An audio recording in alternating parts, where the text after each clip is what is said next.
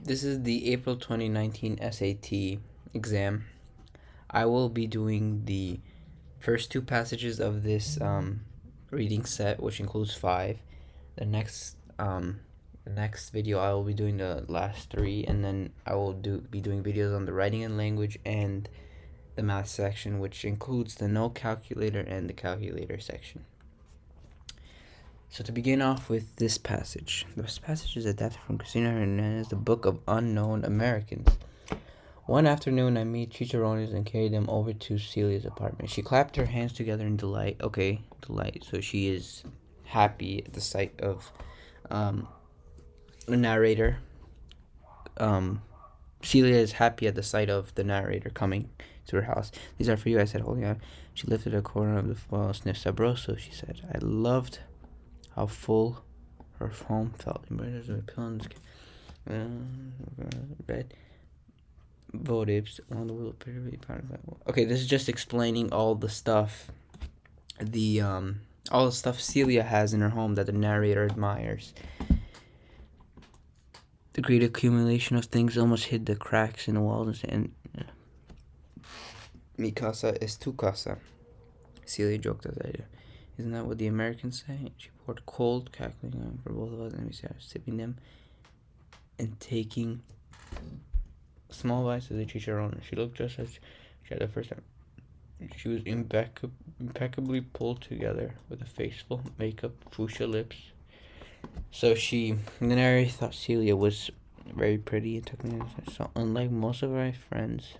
So she was unique than the narrator's other friends, who used nothing but soap on their faces and aloe on their hands, and who kept their hair pulled into ponytails like mine, or simply combined it after it had been washed and left to air dry. Celia told me about the provisions we would need for winter. Heavy coats and a stack of comforters and something called which by a place called the Community House, where they offered immigrant services if we needed them. So the narrator is an immigrant. She gossips about people in the building. She told me that Micho Alvarez, who she claimed always had a sensitive side, despite the fact that he might look big, burly. So this is basically saying that superficially, he was very strong and powerful, but internally, ironically, he was very sensitive. And that Benny Quinto, who was close friends with Micho, had studied to be a priest years ago. So Benny Quinto was a priest. She said that Quisqueya dyed her hair, which was hardly news. So Quisqueya dyed her hair, which was hardly news. I had assumed as much. Okay, this is just saying that the narrator knew that Quisqueya had dyed her hair before Celia had told her. It's most unnecessary. Celia said she looks like dumb pot of tomato sauce. A humorous tone. She told Quisqueya is a busybody, but it's only because she's so insecure. She doesn't know how to connect with people. Don't let her put you off.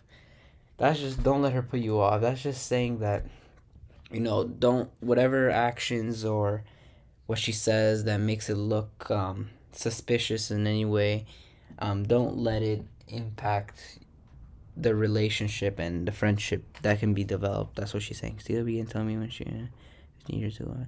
So your son, he was born there? I asked. I have two boys, she said. Both of them were born there. Enrique, my oldest, is away at college on a soccer scholarship. There's Mayor, who you met. He's nothing at all like his brother. So Mayor is completely different. Rafa thinks we might have taken the wrong baby home from the hospital. This is just saying that, in a humorous way, that the brothers are so different from each other. For just a joke, of course, she stood and lifted a framed picture from the end table. This is from last summer before Enrique went back to school, she said, handing it to him. Micho took it for us. In the photo were two boys. Mayor, whom I recognized from the store. Yes, because she met her. Right here, Mayor, who you met. I should have underlined that. Small for his age, with dark buzzed hair, and Enrique, who stood next to him. What about you, Sila? Do you have other children besides your daughter? Only her. Okay, this must be important. Only her, I said, glancing my hands around the glass. The perspiration from the eyes had left the ring. And she's going. Celia trailed off as though she didn't want to say it out loud. So Celia knew that the narrator was going to Evers. I don't know what that is yet, but she didn't want to say it out loud because she knew about it and she didn't want to like seem off in any way. Celia nodded. She looked like she didn't know what to say next, and I felt a mixture of embarrassment and indignation. It's temporary, I said. She only has to go there for a year or two. You don't have to explain it. She's going to get better. I heard it's a good school. Okay, yeah. So Evers is a school. I hope so. It's why we came. Celia gazed at me for a long time before she said when we left Panama it was falling apart. Rafa and I thought it would be better for the boys to grow up here, even though Panama was where we had spent our whole lives. It's amazing, isn't it? What parents will do for their children. She put her hand. Okay. So this is just talking about Celia. Is just talking about like what she did, to kind of empathize with her situation, with the narrator's situation, and that is evident when she put her hand on a benediction. So this was basically an act of understanding and an act of kindness. From then on, we were friends. Okay. The description, Celia's apartment. So, back to the first question. Overall, you should, if in the very least, you should basically grasp that the tone of the passage is positive. The description of Celia's apartment in lines 9 to 20 is primarily intended to do what? So, what did they do here? Oh, I think I mentioned earlier in the passage, when I was reading the passage, that when I underlined this, I just said that these explain just what the narrator is admirable of, the qualities of her house and stuff like that. Evoke a sense of coziness. Yes, that's true. I would say this is good. Let's see. Reflect the hectic. There is no hectic or unpredictable. Is that way too strong? Extol the ready availability of goods. No, it says right here, I loved how full her home felt. And then she just explained. An admiration of love. Established that serious is not. No, it's A. According to the passage, which fact about Celia's neighbors does the narrator know before she visits Celia's apartment? Micho Alvarez and Benny Quinto are close friends. Let's see. She gossiped about. She told me. No, Celia told her, so she didn't know about that. Benny Quinto once studied. Celia told her that one. Micho Alvarez. Celia told her that one. Quisqueya dried her hair. Yes, this is right here. I had assumed as much as when I met her. So basically, she knew that her Quisqueya had dyed her hair before she was told about it. When Celia tells the narrator not to let Quisqueya put you off, she most likely means that the narrator should not. Where is that? She doesn't know how to connect them. Don't let her. Okay, yes, I said this earlier. Good that I caught it. It basically means that I put it in words earlier. That should not be offended. Yes, be deceived. No, there's no deceived. Let Quisqueya avoid her. No, that doesn't make sense. Let Quisqueya impose on her. No, it's to not be offended, which would impact the narrator's desire to make a friendship with Quisqueya.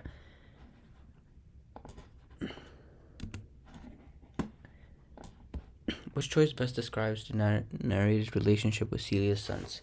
Well, the narrator knows Celia's sons because they are friends with the narrator's daughter.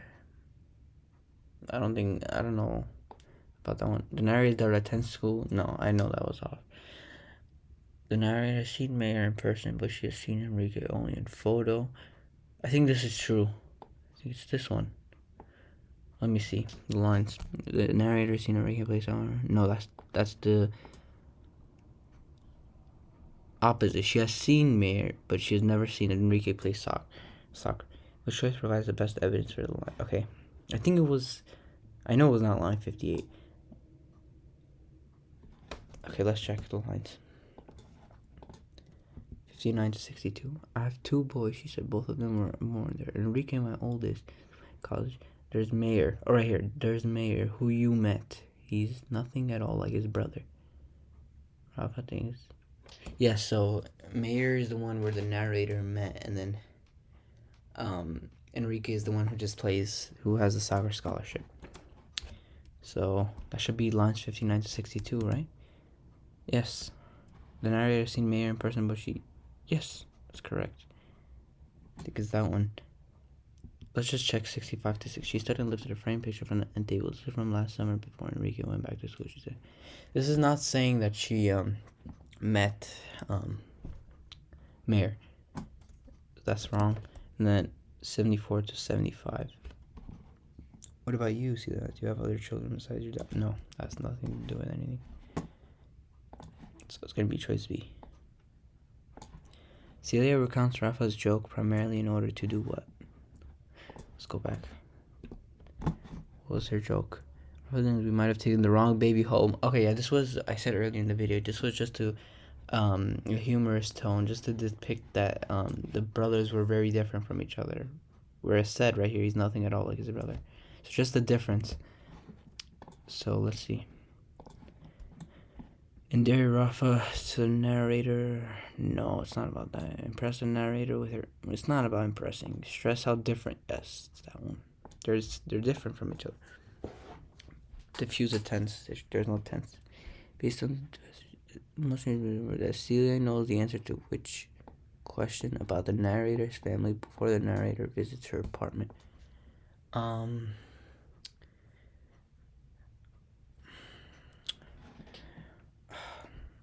many children does the narrator have? I think maybe. I'm gonna say maybe for this one. Where does the narrator's daughter go to school? I think that one's maybe also. What is the narrator's profession? No, never said. How long have the narrator? No. It's A or B. 100% one of them. Which choice provides the best evidence for the answer to the previous question? Okay, let's check. 79 to 80. 76, and she's going. Celia trailed off as although she. Oh yes, yes. I said this earlier in the video. Also, this is the Celia's knowledge. She knows she trailed off as though she didn't want to say it out loud. So she knew something about Celia that she didn't want to say it out loud. To maybe, I don't know, just not to be respective. So it is definitely that line. I'm pretty sure. Let's just check the other lines. 82 to 84. Celia nodded. She looked like she didn't know what to say. Okay, Celia nodded. Nodding doesn't mean that you know something. It just means you're in agreement. So that's probably the trick line. 92 to 94.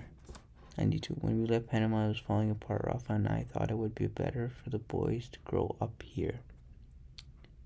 That's nothing to do with the narrator, Celia knowing.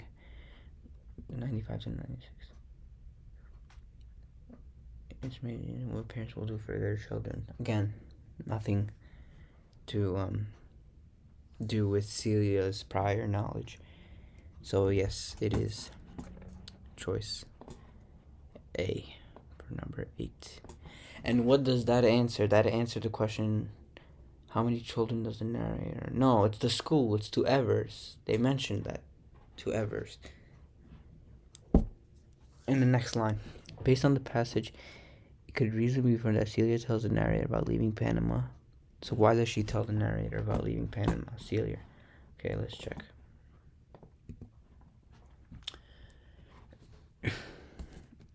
Celia gazed at me for a long time before she said, when we left Panama, oh, okay. So she's just basically telling her story because she wants like to empathize with the narrator and like form a sense of bond and understanding with each other. To let's see, encourage the narrator to share her story. No. Remind the narrator of the reasons they both. No, we don't even. It doesn't say both of them. Console the narrator by describing how it's not prospered. Well, wait, let me see. Just to make sure. I've no Panama. It's amazing, isn't it? No Panama. Well, it doesn't show a prosper in any way. So I think it's D. Let's just check D. Sure, the narrator. Yes, I just said that. Yes, it's D. Line 97. The word benediction primarily serves to do what? Benediction. Let's see. She put her hand on mine. Oh, an act of understanding, an act of connection. Let's see. Stress the importance of religion, Cecilia. No, it's not the religion. Apply the narrative views. Definitely not an authority figure. Emphasize how meaningful. Yes, the gesture. It was an act of kindness, understanding. Demonstrate how eloquently she spoke. No. Okay, let's move on to the next passage. The passage is adapted from right here, extremist politics, debating nuts and bolts. Voters need to understand the prosaic details of complex policies. Most take up they're not reasons mistake. Most citizens opt for simplistic explanations, assuming wrongly they comprehend. Assuming wrongly. So they're just saying that most people, most citizens, they try to look for the easy explanations and have wrong ideas about the complex ones. Psychological science have a name for this easy simplistic, the illusion of explanatory depth. We strongly believe that we understand complex matter when in fact we are. So we think that we know complex matters, or complex ideas about a certain topic when in fact we are ignorant about them. These false and extreme beliefs shape our preferences, so they formulate, they influence, they that type of, they shape our preferences, including our votes. Is it possible to shake such deep-rooted convictions? That's the question that Philip, psychological scientists, wanted to explore. Forcing people to explain. So he wondered if forcing people to explain complex policies, detail, would force them to confront their ignorance. Yes, okay, that's a smart way to conduct an experiment, to learn, and thus weaken their extremists. So encouraging people to explain their complex policies and showing their ignorance would actually lessen their extremist view. They ran a series. They started by recording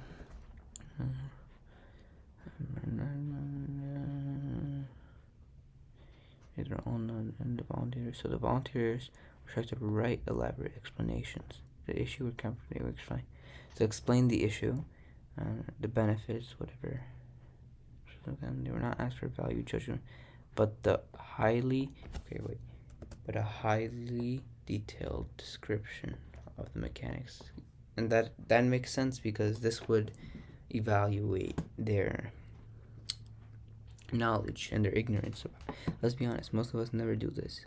Fernbach's idea was that such an exercise would force many to realize just how little they really know about cap and trade. And confronted with their own ignorance, it would dampen their own enthusiasm. It would be humbled. As a result, take less extreme position. That's just what happened. Trying and failing to explain complex became more moderate in their views. Okay. Being forced to articulate in a simple is the same as trying to sell that policy. In fact, talking about one's views can often strengthen them. Okay, this is talking about one's. This is probably what the paragraph will be about. Fermat believes there's a slow cognitive. They wanted to check this in another experiment, so he conducted another one. There's also clear. Those who simply listed reasons for their positions. Listed reasons.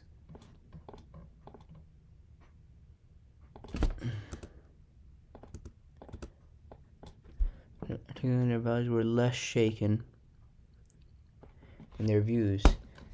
They continued to think they understood the policy. Not only they remained extreme in their passion for their positions. Polarization tends to reinforce itself. People are unaware of their own ignorance, and they seek out information that bolsters their views, often without knowing it. They also process new information in biased ways, and they hang out with people like themselves. All of these psychological forces increase political extremism, but and no simple measure will change that. But forcing the candidates to provide concrete. So this is what can change. Gives Kazin's starting phase. Okay. Let's move on. A central idea depicted in the passage that articulating the reasons for holding opinion can cause people to decide that they are wrong. It was not about showing that they are wrong. It was about showing the extremist views and how being ignorant didn't like convey their knowledge about the view and stuff like that. It was about extremism and that stuff. The article and the reason. No, it was not this. The process of describing a nation can make people more. Yes, this is what I was saying basically. That's why they conducted the experiments and everything. If we were to describe an issue in detail, it can make us more moderate in our view about the issue, not extremes. Yes. Because the extremist views comes from those who are ignorant. Most people are not truly interested. No. What? Most people are not truly interested in understanding that there is no mention or implication of that in the passage. People are likely to understand their most passionately held position to avoid offending. It's not about offending people. So it's not. Over the course of the passage, the main focus shifts from discussion of a long-standing problem. I don't know, was it long to a report that discredits previous attempts to address that problem in a proposal? So maybe. I don't know. Maybe. An introduction of a phenomenon. Okay. They did, which was the illusion of explanatory depth. I remember. Description of experiments. Okay, they did do experiments concerning that, and then to a recommendation based on the results. And the recommendation was in the last line. I think it's B. An explanation of two competing. No, there were no two theories. There was only one. An observation and analysis, and then a proposal for research to validate. Definitely not. It's choice B. The problem with choice A is just not as good as choice B. Choice B is everything is correct. There's nothing that can be questioned, unlike in choice A. As used in line 9, illusion. Oh, the illusion of explanatory depth. That's like the false notion, the misconception, yes. It's not a dream. It's not a charade, and it's not a phantom. As used in line 13, shape. Most nearly means shape. These false and extreme beliefs shape, they form, they influence, they something like that. Let's see. They plan. No. They model. Maybe. They influence. Yes, I said that. They modify. They modify, I believe. I don't think modify. No, it's not modify. The main purpose of the fourth paragraph is to do what? Okay, let's see. They started by recruiting a group of volunteers in this. Oh, this is just basically saying how they conducted the experiment, like the steps to their experiment. Something like that. So let's see. The main purpose of the fourth paragraph is to provide support. No, it's the steps. Define the need for research. No, they're doing it. What? Outline the specifics. Yes. Discuss the complexity. No. The passage implies that when conducting his lab, the person would have been most surprised by which finding. Oh, this was like, oh my god, it was like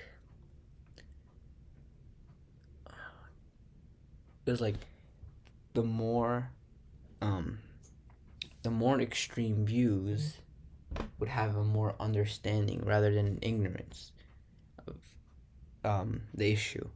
So something like that. No link was found between the complexity of an issue in the strength of the volunteers. No, I don't think it's that. Maybe after volunteers are asked to analyze the complicated their understanding. No, it's not that. When volunteers are asked to list their reason for endorsing their views of generally no. When volunteers were asked about complex. Yes, that's what I said. That's what I basically said. Which choice provides the best evidence? Okay, where was this? Let's try and find it. 26 to 30. They started by no, that was just experiment. Next. 34 to 38. Then the volunteers were instructed to no, it's just the experiment again. 39 to 42. They were not asked for value judgment of the policy, but again, the experiment again. 44 to 49. Let's be honest, most of us never do this. For max ideas, or is that such an exercise? Yes. Yes, this is basically explaining what the surprise would be. This is this is explaining what they would expect, and then we can make an inference based on the contrast, the opposite. So it is choice 4. These are all incorrect options. Based on the passage, which action would most likely reduce political extremism? Forming organized groups of people. No, they never talked about that. Yes, I believe. Let's fix it. I believe they talked about this in the end of the passage. Promoting awareness of charities, no such mention. Hosting events, no such mention. And I believe this was in the end. I definitely know it's not for these first 2 lines. 72 to 74, let's check. 72 to 74. They also process new information in biased ways, and they hang out with people like themselves. It doesn't show, that doesn't show what would reduce. 76, but forcing the candidates to provide, yes. That's basically saying what they should do to reduce political extremism. And let's go on to the next. According to Figure 1, which statement best describes the change in the mean self-ratings of the after they were the change in the mean self-ratings after they were asked to, and after. So let's check. So the mean after. So mean self-rating scale of 1 to 7, 7 greatest understanding. So before the task they were at a 4, and after they were less. So they were less they knew less. They were less, what's the word? They understood less. So they weren't as confident. According to Figure 1, which statement best describes yes, okay. They became more extreme. No. They became more reluctant to justify that's too much. That's assuming. Justify. They became less less confident. Yes. They became less interested. No, that's assuming. According to the passage in Figure 2, making a list of reasons for or against the policy has little impact. Okay, so the passage. Making a list of reasons for a policy has little impact on their position. I think that's correct. Wait. The reasons. So it says, those who simply listed reasons were less shaken in their views. Yes, so those who stated their reasons, it didn't impact their position. They were less shaken. They standed by their position, their belief on a view. So, say.